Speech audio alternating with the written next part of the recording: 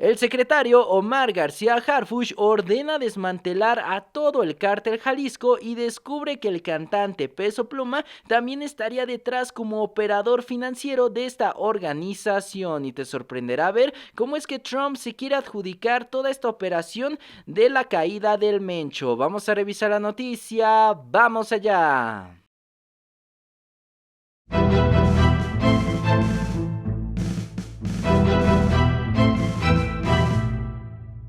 Pues así es, ciudadanos. En las últimas horas se ha confirmado algo muy claro. El cártel Jalisco Nueva Generación está recibiendo golpes duros a su estructura, pero al mismo tiempo se activa otra cosa igual de peligrosa, una oleada de desinformación para deslegitimar al gobierno de la presidenta Sheinbaum y su estrategia de seguridad, porque cuando el Estado avanza a ciertos intereses de aquí y de allá, les surge vender caos, pero para que se entienda, mientras las instituciones operan en el terreno, las redes sociales intentan fabricar un país en ruinas y no es casualidad, ciudadanos, pues por ejemplo, el día de hoy se reportó una supuesta amenaza de bomba atribuida a integrantes del cártel Jalisco en las instalaciones del Poder Judicial en Insurgente Sur, aquí en Ciudad de México, pues se activaron los protocolos y se desalojaron a alrededor de 1000 personas y además entraron los equipos especializados a revisar. El resultado,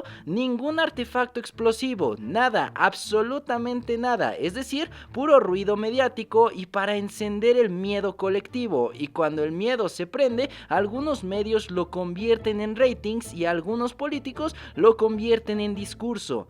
Y esta historia aparece justo después de que la Fiscalía General de la República informara que el cuerpo del Mencho ya fue reclamado legalmente por su familia a través de un representante legal. Esto, en cualquier país, es un trámite, el cadáver se entrega por la vía legal. Sin embargo, aquí es donde empieza la novela real, porque de inmediato comenzaron a circular oficios filtrados y mensajes alarmistas diciendo que el cártel estaría desesperado por recuperar el cuerpo de este narcotraficante y que si no lo entregaban habrían atentados contra funcionarios en todo México. Y aquí sí hay que decirlo sin rodeos, ciudadanos, estas son alertas y noticias falsas que se difundieron en supuestos documentos con logos y sellos que según esto dirían que Sedena está bajo amenaza y que habría violencia extrema si no se liberaba este cuerpo. Pues esto fue una total mentira, un total montaje y ahí es donde ciertos noticieros y cuentas de redes sociales amplificaron como si fuera esto verdad, sobre todo los medios de Salinas Pliego y TV Azteca. Pero ¿por qué lo hacen y por qué el caos vende? Pues porque el caos también sirve para empujar agendas, desde golpear al gobierno hasta justificar presiones extranjeras. Y los datos ayudan a dimensionarlo, pues tras el abatimiento en Talpalpa, circularon entre 200 y 500 publicaciones falsas en apenas 48 horas, ciudadanos. Montajes sobre aeropuertos, rehenes, supuestas balaceras masivas y hasta una intervención de Estados Unidos. Pura fantasía, pero diseñada para parecer real. ¿Y cuál era el objetivo? Número 1, instalar la idea de que México está en guerra. 2, espantar el turismo en caras al Mundial de 2026. Y 3, ensuciar cualquier logro del Estado mexicano y hasta sacaron el cuento de que se iba a cancelar este Mundial como si el país estuviera colapsado. Ahora, aquí está la lectura que a muchos no les gusta. Cuando se difunde el pánico en destinos turísticos, también se golpea la economía local y se presiona al mercado. Porque si haces que un lugar parezca inhabitable, bajan los precios de las viviendas, se detienen las inversiones y luego llegan los de siempre con dólares y a comprar barato. Así funciona el imperialismo económico. Primero miedo, después lo compras. Y mucho ojo aquí, ciudadanos. Esto no lo decimos porque se nos ocurra. Medios internacionales han reconocido el fenómeno de campañas digitales, bots, inteligencia artificial, cuentas falsas y propaganda disfrazada de noticias, pues todo esto se fabricó con miedo en laboratorios digitales, pero lo que estos mismos relatos muchas veces omiten es lo más simple. Por ejemplo, la embajada de Estados Unidos levantó las restricciones para su personal relacionado con los eventos del domingo y la embajada y sus consulados siguieron operando con normalidad. También han dicho que no es necesario que estos ciudadanos regresen a Estados Unidos o a Canadá. Eso sí, ciudadanos, la desinformación claro que surtió efecto. Los autos incendiados también lo hicieron, pues Puerto Vallarta se reportó que turistas extranjeros abarrotaron vuelos para regresar a sus países por el miedo fabricado tras los hechos violentos posteriores al operativo. Y aún así, aerolíneas reanudaron operaciones de esta manera, dejando muy mal a Puerto Vallarta y al estado de Jalisco, pues en este contexto la presidenta Sheinbaum informó que sostuvo una llamada con Donald Trump tras este abatimiento del Mencho y que le compartió detalles de esta operación militar. Me llamó ¿qué día fue? Ayer antier, ¿no? Una llamada de 8 minutos para preguntarme qué pasa en México, cómo están las cosas. ¿Están bien? Pues le platiqué cómo había sido el operativo, que habíamos tenido ayuda en inteligencia por parte del gobierno de los Estados Unidos, que iba muy bien la coordinación. Ya, bueno, pues muchas gracias, nos vemos, que estés bien. Y reunión todavía no. La llamada corta y para ver cómo estaban las cosas en México. Y reunión todavía no en puerta. No, todavía no tenemos reunión. Muchas gracias. Sí.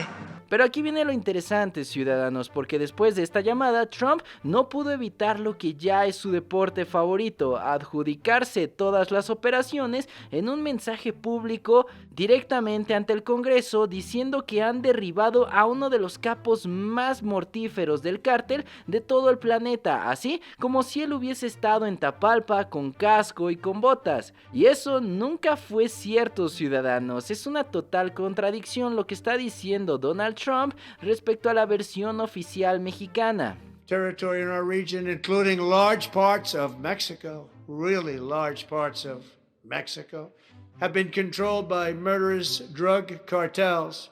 That's why I designated these cartels as foreign terrorist organizations, and I declared illicit fentanyl as a weapon of mass destruction.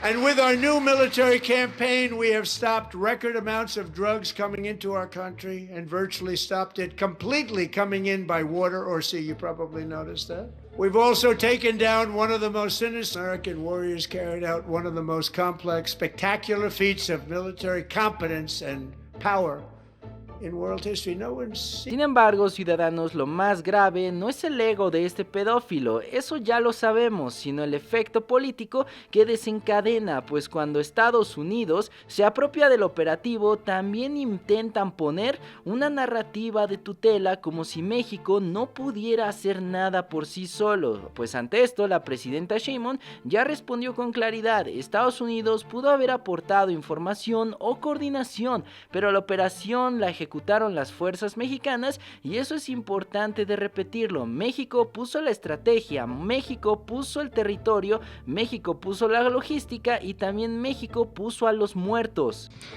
Sobre el otro, bueno, pues ya hemos explicado cuál fue la colaboración, que fue esencialmente en inteligencia, información, y toda la operación pues la desarrolló la Secretaría de la Defensa Nacional, como informamos adecuadamente aquí. Entonces sería un discurso pues más el tema electoral allá en Estados Unidos. Claro, pues fue ¿cómo se llama lo que hizo? Su Estado de la Unión. Informe del Estado de la Unión, así se llama. Y bueno, conocemos al presidente Trump. Pero la información que hemos dado pues es la correcta.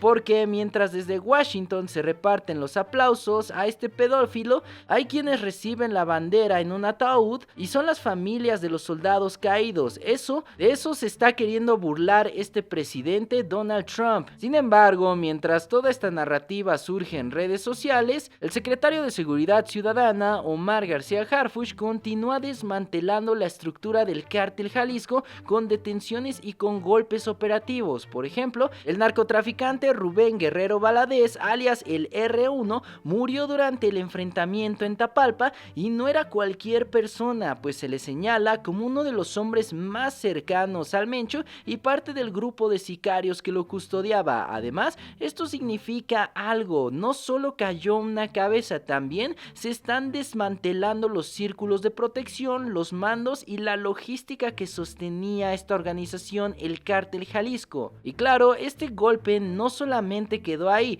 pues en Tlaxcala fue detenido Isaac N. alias El Hacha, señalado por secuestro, homicidio y extorsión, y fue asegurado con drogas y con una granada, pues sabemos que el cártel tiene ramificaciones y operaciones fuera de su zona tradicional, y que la estrategia actual del gobierno de la presidenta Sheinbaum ya está yendo por esta expansión sin piedad, ciudadanos. Además, la Secretaría de Marina informó que en coordinación con la Fiscalía desmantelaron un laboratorio clandestino para producir metanfetamina en Chacala, Durango, de esta manera realizando una afectación económica estimada de más de 4,000 millones de pesos al cártel. O sea, no es solamente ir detrás de la gente, sino también pegarle al negocio, al dinero y a la maquinaria. Por su parte, en Guerrero, autoridades federales y estatales detuvieron a Cristian N. alias el Peter, identificado como presunto jefe de plaza y generador de violencia en Acapulco. De nuevo,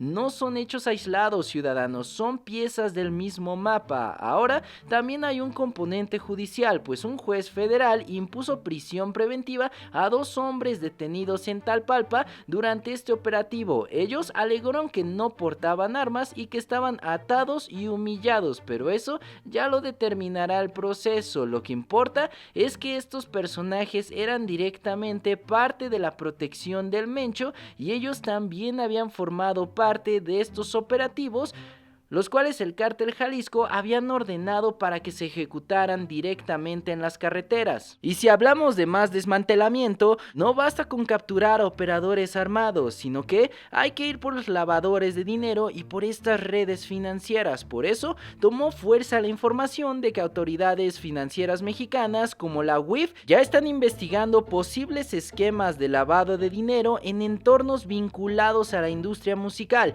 incluyendo señalamientos sobre el cantante Peso Pluma. Y aquí no se trata de cancelar o de funar a este personaje, sino de seguir la ruta del dinero, porque cuando el narco lava se vuelve una empresa, y cuando se vuelve empresa compra silencio, compra promoción, compra narrativa, y por eso es tan importante que la unidad de inteligencia financiera vaya detrás de estos personajes. Además, como vemos en pantalla, se han difundido gráficos y señalamientos sobre vínculos de estas figuras, estructuras financieras que llevan a sellos discográficos. Sin embargo, ciudadanos, en lo que se dan estas investigaciones, pues hay muchas noticias falsas todavía en las redes tratando de enardecer este tema del Mencho y tratando de ver a México como un país y un estado fallido. Sin embargo, las autoridades siguen golpeando en lo más alto del Cártel Jalisco Nueva Generación para de esta manera desmantelarlo y de una vez por todas debilitarlo hasta que se acabe. ¿Ustedes cómo ven la situación, ciudadanos? ¿Creen que estas campañas debiliten al gobierno mexicano?